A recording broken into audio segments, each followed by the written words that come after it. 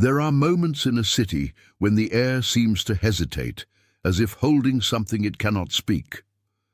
On a cold morning in Halifax, with the harbour wrapped in a thin veil of silver fog, 7-year-old Eloise McKenna walked ahead of her parents, quiet as always, her small boots pressing soft impressions into the frost.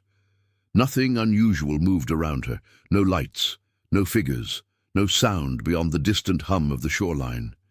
And yet, she stopped, as if interrupted by something no one else could see. Her parents barely noticed it at first, the way her shoulders lifted slightly, the way her breath steadied, the way her eyes rose toward a sky that looked painfully empty. There was nothing above them but pale clouds drifting slowly over the cold Atlantic. But Eloise's gaze did not waver. She wasn't searching, she wasn't imagining, she was witnessing. A faint stillness fell over the street. A single gull landed on a railing nearby and held completely motionless, as if listening with her. Then Eloise exhaled, not in fear, but in recognition. When she turned back toward her parents, her face carried an expression too calm for her age, too certain for something she could not possibly understand. Her voice, when it came, was almost a whisper carried by the frozen wind. "They're already in position," she said. "For what's coming?" Her father blinked, unsure whether he had heard her correctly. Her mother knelt, searching her daughter's eyes for confusion, for distress, for any sign that this was simply imagination, shaped by the stress of their recent move. But Eloise did not look frightened, nor excited. She looked aware, as if a quiet truth had just brushed past her and continued downward into the earth. Around them, the air felt heavier, not darker, not threatening, just charged with a presence without form, a presence that left no shadow, no echo, no mark, only a knowing. In that moment, something subtle shifted, a moment her parents would replay in their minds again and again, long after the cold morning dissolved into memory, because Eloise had never spoken like that before, and nothing in the sky had changed. Yet somehow, everything had.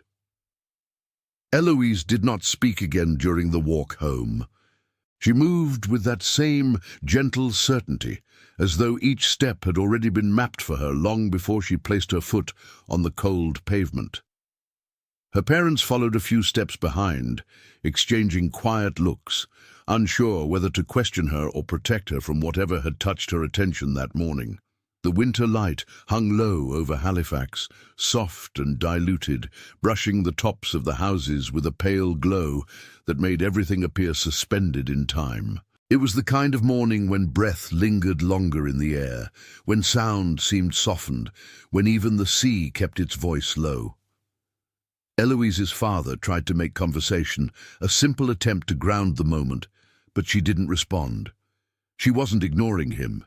She simply seemed attuned to something else, something delicate and distant that none of them could identify. When they entered their small apartment overlooking the harbour, Eloise went straight to the window. She rested her hands on the cold glass, watching the faint line of horizon where sky and water met in muted silver. She tilted her head slightly, the way someone might when trying to catch a whisper slipping just beyond hearing. Her mother, unsettled but gentle, approached slowly. "Sweetheart, what did you see out there?" Eloise didn't turn. She blinked once, as if acknowledging the question, but her eyes stayed fixed on the horizon. "They came down very quietly," she said. "I don't think anyone else noticed." There was no fear in her voice, no tremor, no confusion. It was almost factual, like a child explaining something ordinary about the weather. Her mother felt her heartbeat quicken. "Who came down, love?" A small pause. Eloise's breath formed a soft cloud on the glass. "The ones who watch," she answered, as if this were the simplest truth in the world. Her father, standing near the doorway, felt a chill that didn't come from the cold outside. He searched the room for a rational foothold, stress from the move, imagination sparked by stories, perhaps even a dream she hadn't yet separated from waking. But none of those explanations fit the way Eloise spoke, calm, grounded, almost solemn, as if carrying a message she had not been taught to interpret. She finally stepped back from the window and looked at her parents with eyes that held a quiet, unsettling clarity. "They're waiting," she said. "Not for me. For something that's close." Her mother knelt again, instinctively trying to bridge the distance between what she understood and what Eloise seemed to perceive. "Is something going to happen?" Eloise didn't nod or shake her head. She only whispered, "It will start when people begin to feel it, like a soft pull, like the world breathing differently." And for a brief moment, the apartment felt strangely still, not empty, but attentive, as if the space itself was listening to her small, steady voice. The refrigerator hum softened. The floorboards seemed to settle. Even the harbour outside appeared muted, holding its rhythm as though it, too, understood that something invisible had moved into place. That afternoon, the city moved as it always did, unaware that a quiet thread had been pulled loose inside a single apartment overlooking the harbour. Halifax carried its usual winter rhythm, the distant horns of ships, the muted clatter of buses, the soft hum of people wrapped in coats as they slipped between warmth and cold. Yet Eloise walked through her home with a kind of stillness that didn't belong to any season. She didn't cling to her parents, didn't hide, didn't seem shaken. Instead, she appeared almost reverent, as though she were carrying a memory too delicate to disturb. Her father watched her from the living room, pretending to scroll through his phone, while his eyes followed her careful movements. Every few minutes, she would pause and listen, not to him, not to the house, but to something far beyond. The kind of listening that makes a room feel suddenly smaller around the person who's doing it. When evening approached, her mother tried again. "Eloise," she said softly as she placed a cup of warm milk on the table, "can you tell us more about what you saw? Or what you heard?" Eloise climbed onto the chair, her legs dangling, her gaze fixed on the steam rising from the cup. She watched it swirl upward before she answered. "It wasn't hearing," she said. "It was knowing, like when the tide pulls back before a big wave." Her father exchanged a silent glance with her mother. "Were you scared?" he asked gently. Eloise's small hand traced the rim of the cup. "No, they weren't frightening. They were gentle but serious." He hesitated, then asked, "Are they still here?" Eloise looked toward the window, though the curtains were drawn. "Yes, but they don't stay in one place. They move like light does, quiet and fast." The room held a breath. There was no flicker of lamps, no chill down anyone's neck, no dramatic shift. Only a subtle tightening of atmosphere, the way silence can fold itself around a family when they sense a truth too fragile to challenge. Later that night, as Eloise prepared for bed, she paused again at her window. Outside, the harbour lights reflected long, trembling ribbons on the water, and the faint orange glow of street lamps blurred in the thin mist. "Something changed," she murmured. Her mother's voice came from behind her. "What changed, sweetheart?" Eloise pressed her palm to the cold glass, leaving a small print that faded slowly. "They're not just waiting now," she whispered. "They're watching people, certain people." Her mother's breath caught, though she kept her voice steady. "Why those people?" Eloise didn't answer at first. She leaned closer to the glass, her lashes almost touching it. "Because those people are going to feel something soon, a pull, a kind of quiet calling." Her father joined them at the doorway, his presence filling the room with a protective tension he couldn't hide. "Eloise, what does that mean?" She finally turned, her expression soft and unreadable. It means it's close. They tucked her into bed with the gentle care of parents trying not to reveal their fear. Eloise closed her eyes almost instantly, not from exhaustion, but from a calm certainty that seemed to anchor her more deeply than sleep. And as the apartment settled into night, something faint shifted in the hallway air, like the softest current passing through, leaving no trace except a barely perceptible stillness.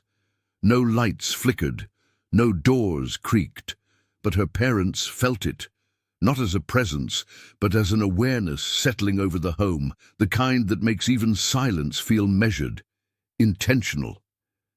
Outside, the harbour exhaled a low, rhythmic sigh against the cold. Inside, Eloise slept with her hands resting softly over her chest, as if holding the final piece of a message she wasn't yet ready to speak. The next morning, the sky over Halifax wore a heavier shade of grey, the kind that seemed to press low over the buildings and lean close to the harbour. The city did not look different, but there was a muted tension in the air, like the pause before someone says something difficult. Eloise woke before her alarm, eyes opening slowly, as if she were returning from a conversation rather than from sleep. She lay still for a moment, listening, not to the sounds of the apartment, but to that other quiet she had begun to recognize, the one that didn't belong to walls or water or wind. Her mother stepped into the room, trying to sound casual. "Morning, love. Did you sleep well?" Eloise nodded once, then turned her head toward the window. "They were moving a lot last night," she said softly, checking places. Her mother's hand lingered on the doorframe. "What kind of places?" Eloise sat up, hair slightly tangled, pajamas wrinkled, everything about her undeniably ordinary except the weight in her words. "Houses, hallways, a bench near the bus stop. They don't go inside people, they stay near them." The sentence tightened something in her mother's chest. "Are they near us?" Eloise considered for a moment, then shook her head. "Not right now. We're already arranged." The word felt strange, coming from such a small mouth. Arranged, as if some unseen map had already marked where they belonged. At breakfast, her father tried to steer the conversation toward lighter things, school, cartoons, a new bakery he had found around the corner. But everything he said seemed to slide off the surface of a deeper silence that had settled around Eloise. She ate quietly, occasionally pausing mid-bite, as if listening for a distant signal. When they stepped outside, the cold air greeted them with its sharp, familiar bite. The street was damp, the pavement shining faintly from a thin drizzle that had fallen before dawn. People moved past with hunched shoulders and hurried steps, faces tucked into scarves and collars, minds occupied with schedules and errands. No one looked up. No one slowed down. Eloise did. On the way to school, as they passed a small intersection near a bus stop, she slowed near a metal bench and glanced at it with an expression her parents couldn't decode. Her father followed her gaze. It was just a bench, painted green, slightly chipped, empty. A piece of litter trembled near its base in the faint breeze. "What is it?" he asked carefully. Eloise didn't sit. She only stood near it, as though she were acknowledging someone already there. "They were here last night," she murmured. "More than one. They were waiting for somebody who was very tired inside." Her mother looked at the bench and saw nothing but peeling paint. "Did something happen?" Eloise tilted her head, listening inward again. "Not yet," she said, "but this is one of the places."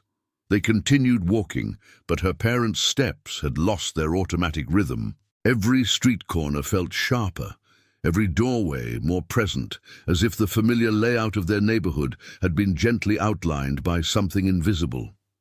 At school, Eloise was quieter than usual, but not withdrawn.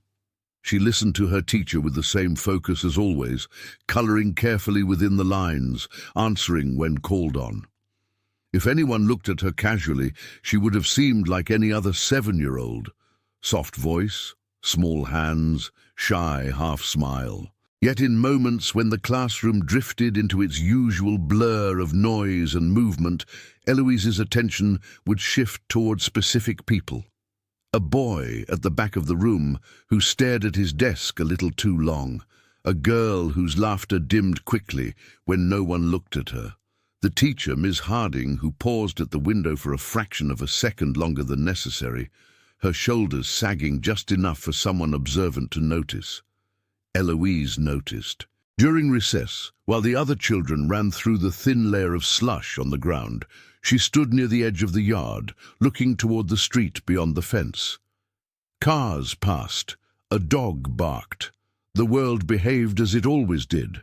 But Eloise felt something else layered beneath it, a soft alignment of attention that didn't belong to teachers or parents or strangers. "They're closer today," she whispered to herself. "They're almost touching the edges." A sudden chill brushed her arm, though the wind hadn't picked up. She looked down at her sleeve, then around the yard. Nothing, no figure, no flash, no sign. Just a feeling like standing in the breath between words. That afternoon, back at home, her parents finally spoke the worry aloud. In the kitchen, with the water running and the sound of cutlery clinking softly, her father said, "We should talk to someone, a doctor. Maybe it's stress, the move, the school." She never said things like this before. Her mother dried her hands on a towel, staring at the sink. "I know. But she doesn't sound confused. She doesn't seem lost. It's like she's reporting something." He frowned, trying to contain the fear pressing against his ribs. Children report things when they're overwhelmed too. She nodded slowly, but her eyes drifted toward the living room, where Eloise sat near the window with a book open on her lap, her gaze more on the outside world than on the page. "Just look at her," her mother whispered. "If this is stress, it's the calmest stress I've ever seen." They fell silent as Eloise turned a page she clearly hadn't read. Without looking up, she said quietly, "Someone on our street is going to cry tonight." Her parents froze. "Why do you say that, sweetheart?" her mother asked, her voice too controlled. Eloise traced a line on the paper with her fingertip. "Because they've been marked," she replied softly. "Not to be hurt, to be watched over. When the crying starts, they won't be alone." Her father forced his tone to stay light. "Who marked them?" Eloise's eyes lifted to meet his, and there was a depth in them that made him feel suddenly small in his own home. "The ones I saw," she said. "They're already in position. They're just waiting for the first tear." Outside, a single car door slammed somewhere down the street, a mundane sound swallowed by the winter air. Inside, her words settled like a quiet weight in the center of the room, rearranging everything her parents thought they understood about what was normal, what was imagined, and what might be silently unfolding just beyond the reach of human sight. That night settled over Halifax with a deeper quiet than usual, the kind that felt layered rather than empty. Streetlights flickered softly against the fog, casting pale halos onto the pavement. Inside the McKenna apartment, the air felt heavier, not oppressive, but attentive, as though something unseen had taken a careful seat in the shadows, listening not with ears, but with presence. Eloise sat on the living room floor, arranging her crayons in a slow, deliberate pattern, light to dark, warm to cold, gentle hues toward the center. Her parents watched from the couch, speaking in whispers too soft for her to hear, though she wasn't listening to them anyway. She was focused on the center of the circle she had created, a blank space she had deliberately left untouched. "What are you drawing, sweetheart?" her mother asked finally, unable to hold her concern any longer. Eloise didn't lift her head. "Not drawing," she said, "just showing where things go." Her father leaned forward. "Where what things go?" She touched the blank space with the tip of her finger. "Where they stand when they're waiting." A soft hum from the fridge broke the silence, grounding the moment back into something familiar, something mundane. But her parents' eyes didn't leave that empty circle on the floor. Her father swallowed hard. "Do they stand in a circle?" "No," Eloise said gently. "The circle is ours. They stand around it." The simplicity of her words carried a weight that neither parent could explain away. After a long moment, her mother reached down and quietly rearranged a cushion on the couch. An instinctive gesture, the kind people make when they feel watched but can't admit it. Later, as Eloise brushed her teeth, she paused in front of the mirror. She wasn't looking at her reflection. She was watching the air behind her, as though something had shifted just slightly, the way dust moves when someone walks through a room. "Did something happen?" her mother asked from the doorway, her voice soft, controlled. Eloise nodded once. "Someone on this floor is sad now." Her mother stepped closer. "Did you hear them?" "No," Eloise said. "They felt it. And then I felt them feeling it." Her mother exhaled slowly, a quiet tremor hiding beneath her breath. "Are they helping that person?" Eloise blinked. "They don't fix sadness. They just stay near it, so it doesn't get too big." When they tucked her into bed, Eloise reached out to hold both of her parents' hands at once, a gesture she hadn't done since she was very small. "You'll feel it too," she whispered. "Not the sadness, just the knowing." Her father brushed her hair back gently. "When?" She thought for a moment. "Soon. It always starts with a hush." After she fell asleep, her parents sat at the kitchen table long past the hour when exhaustion should have overtaken them. Every noise seemed magnified, the soft tick of the wall clock, the low sigh of wind against the window. At one point, her mother stood abruptly and pressed her palm against the glass. "Do you feel that?" she asked. Her husband rose and joined her. He didn't feel anything, no vibration, no cold draft, no unsteady rhythm. But her eyes were fixed on the night like she was reading something written on the dark itself. "It feels like the city is holding its breath," she said. He hesitated, then placed his hand beside hers. "We're tired," he murmured. "Everything feels strange when you're tired." She almost agreed, almost, but then she remembered the blank circle of crayons, and the bench, and the strange, calm certainty in her daughter's voice. "No," she whispered. "This is different." A sudden crack sounded from the hallway, just a settling board, the kind any building might produce on a cold night, but both parents stiffened. They looked toward Eloise's bedroom. The door remained closed. The hall remained still. The crack was followed by a softer sound, something like the faintest shift of weight, too delicate to be a person, too intentional to be the building settling. Her father took a slow breath. "We're not imagining this," he said quietly. Her mother didn't answer. She didn't need to. Something unseen had brushed the edges of their awareness, not threatening, not intrusive, just present. The hush Eloise had spoken of had begun. They didn't sleep easily after that. And though they didn't speak of it aloud, each sensed the same thing, the feeling that somewhere beyond the walls, in the dim spaces between light and shadow, positions were being taken, not randomly, not hurriedly, but with purpose. And whatever was coming had already begun to ripple through the quiet. The next day arrived without sunlight. Halifax woke under a muted sky, wrapped in a pale, diffused glow that erased shadows rather than cast them. It was the kind of morning that made everything appear softer, yet somehow more watchful, as though the world were paying closer attention than usual. Eloise sat at the kitchen table, her legs swinging gently under the chair. She wasn't drawing this time. She wasn't listening for anything. She simply seemed to be waiting, calmly, patiently, for something to settle into place. Her father poured coffee, pretending not to notice the way the air in the room felt thicker. Her mother set a bowl of cereal in front of Eloise, but the girl didn't touch it.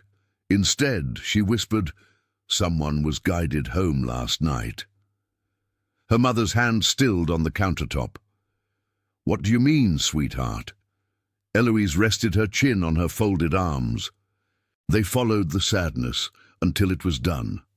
They don't leave until the moment breaks. Her father took a slow sip of coffee, masking the tremor in his hands. "Did you see them?" She shook her head. "I don't need to.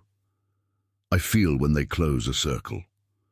The words lingered, soft but unmistakable, and for the first time, her parents sensed that whatever Eloise was perceiving wasn't random. It was structured, patterned, purposeful. On the walk to school, the streets felt unusually still. Even the usual gulls circling the harbour were quieter, their cries muffled by the dense air. Eloise held her mother's hand, a rare gesture, and glanced at the people they passed, not with curiosity, but with recognition, as though she already knew which lives had been brushed by the unseen attention she spoke of. Near the corner bakery, an older man stood beside his bicycle, wiping his eyes discreetly. Eloise stopped for a moment, watching him with a gentle solemnity. "He felt it too," she whispered. Her mother crouched beside her. "Felt what?" Eloise looked up at her with an expression that was far too calm for the weight of her words. "The pull. It found him last night." She didn't elaborate. She didn't need to. Her mother felt a slight tremor in her own chest, something like recognition, something like the beginning of that same pull. Later that afternoon, something subtle shifted in the neighborhood. People walked a little slower. Doors closed a little softer. Even laughter from children on the playground had a fragile edge, as if protected by an invisible layer of quiet. Eloise returned home with her backpack half open, her steps unusually deliberate. Her father greeted her at the door and knelt to zip the bag properly. "You okay, kiddo?" he asked softly. Eloise looked past him into the hallway. "They were near the school today," she said. "Not inside. Just around." Her father felt a cold line move down his spine, not fear exactly, but the unnerving sense that something vast had brushed close to places he thought were untouched by anything mysterious. "Why were they there?" "Because someone almost needed them," she answered. "But the moment didn't happen." She paused. Sometimes moments change their minds. That evening, as dusk settled, Eloise sat by the window again, knees drawn to her chest. Her parents prepared dinner in the kitchen, speaking softly, glancing at her every few minutes. The apartment felt different, not haunted, not invaded, but gently monitored, as if the quiet itself had been assigned to watch over them. At one point, Eloise pressed her forehead to the glass and said, "It's close now." Her mother approached, heart thudding. "What is love?" Eloise didn't move her gaze from the street below. The first big shift, the one they came down for. The words dropped into the silent room, like pebbles into deep water, small but impossible to ignore. Her father set down the pan he was holding. "Eloise, is something going to happen to us?" She finally turned toward him, her eyes soft and unwavering. "Not to us, but near us. And when it happens, people will think it started suddenly. But it didn't. It's been building for a long time." A soft thud sounded from the hallway, subtle, measured, like a single footstep without weight. Her parents froze. Eloise's expression didn't change. She simply said, "They're checking the lines." Her mother swallowed. "What lines?" Eloise rested her chin back on her knees. "The ones that connect people before something important breaks." A tremor of silence passed through the room, a silence that felt alive, listening, aware. The city beyond their window seemed to exhale, long and low, as if mirroring the breath none of them dared release. And somewhere in that breath something shifted, too softly to name, too clearly to ignore. Eloise whispered, almost tenderly, They're already in position. All we have to do now is wait. That night, the quiet didn't simply settle over the city. It deepened, layering itself in a way that made the world feel slightly suspended, as though Halifax were holding a breath it could not release. Inside the apartment, Eloise sat upright in bed long after her parents assumed she was asleep. She wasn't frightened. She wasn't restless. She simply seemed aware of something moving, slowly, deliberately, across the unseen spaces between homes, streets, and hearts. Her mother checked on her close to midnight.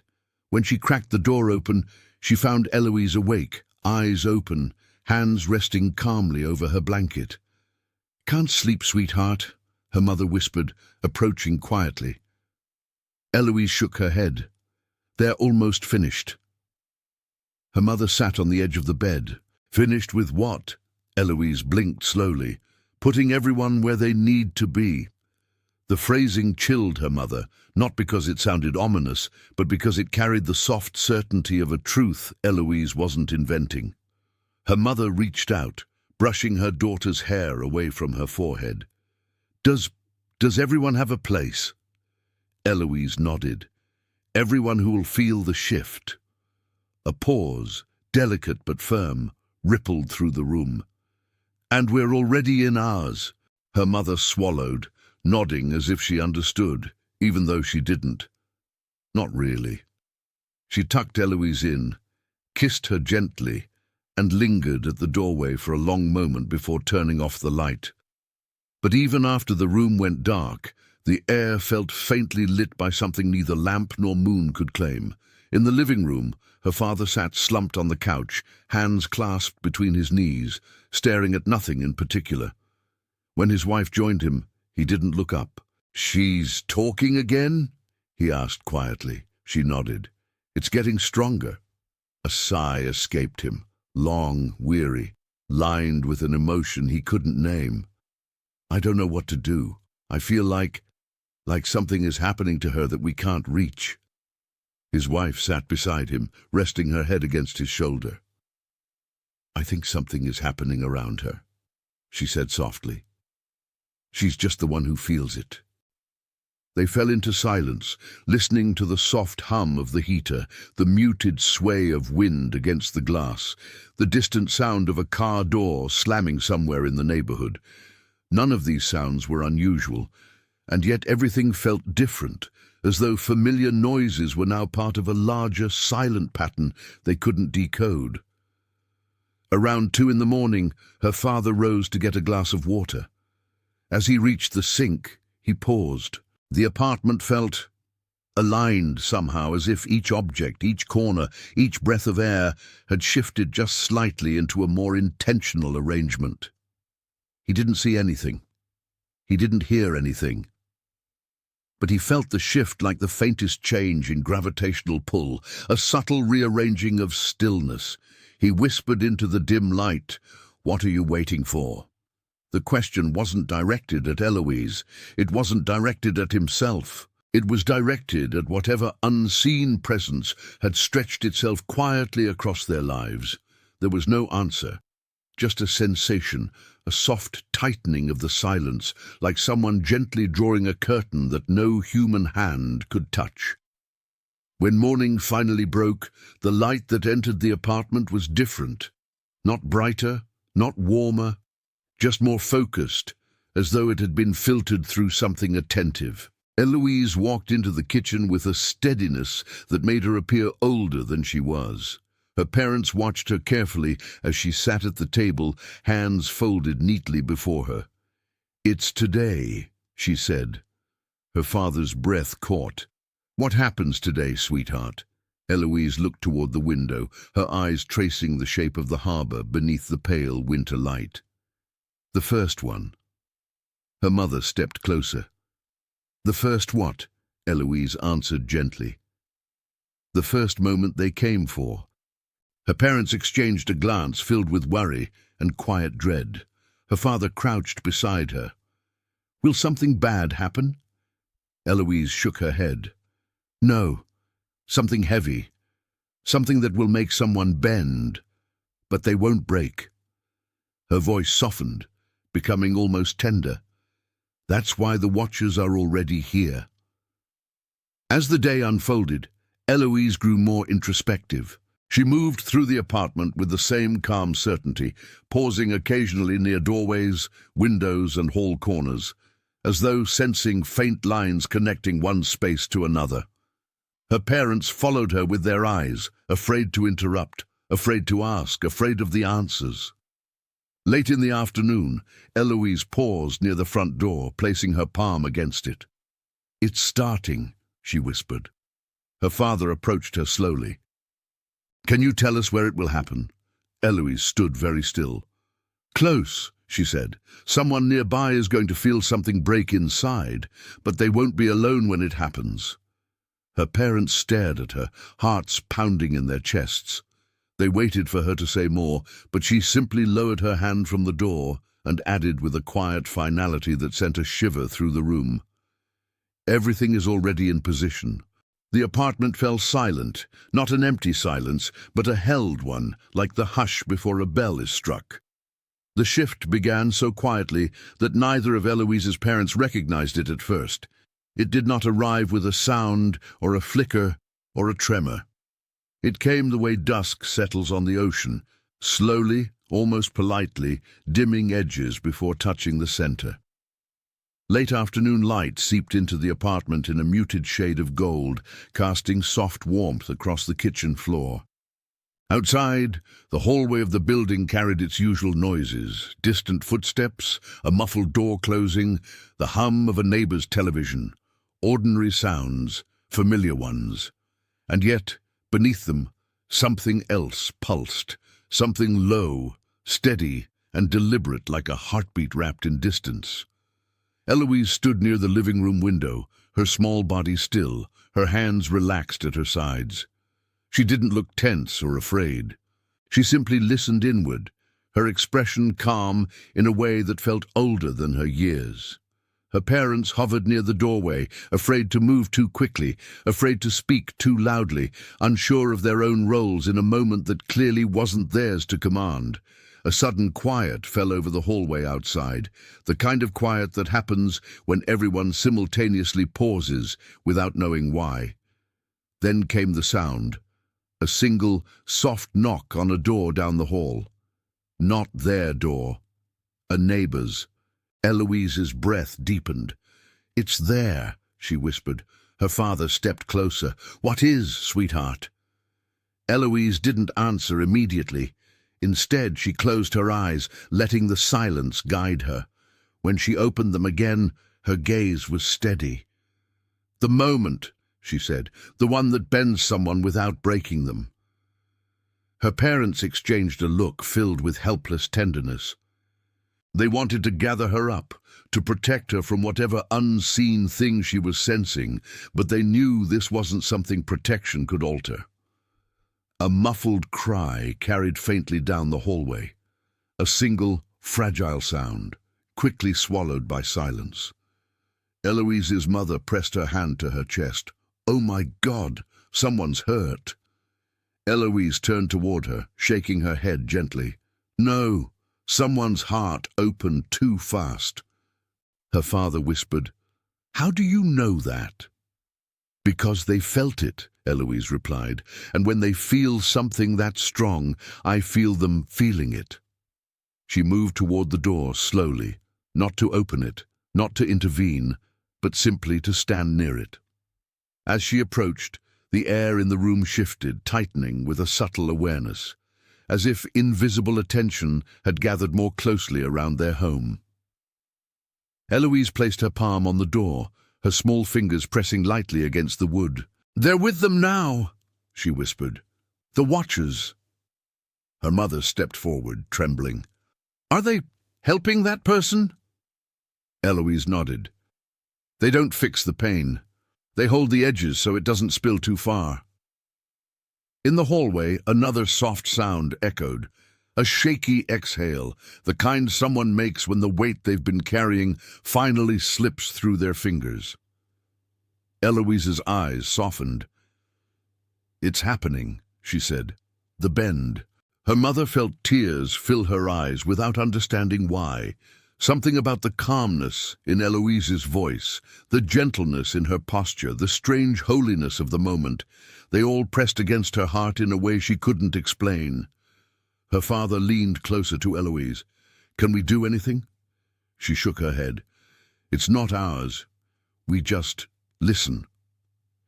Minutes passed, quiet ones, layered with unseen motion. And then, as suddenly as it began, the shift relaxed. Not stopped, not vanished, but eased, like a tide pulling back after touching its mark. The hallway filled again with the normal sounds of life. A cough, a door hinge, the faint metallic click of an elevator arriving on another floor. Eloise stepped back from the door. "It's done," she whispered. "The first one." Her parents watched her with a mixture of awe and fear and tenderness, unsure which emotion belonged to the truth and which belonged to their own need to understand. Eloise walked to the window again and looked out at the harbour. The fog had thinned to a soft ribbon drifting across the water.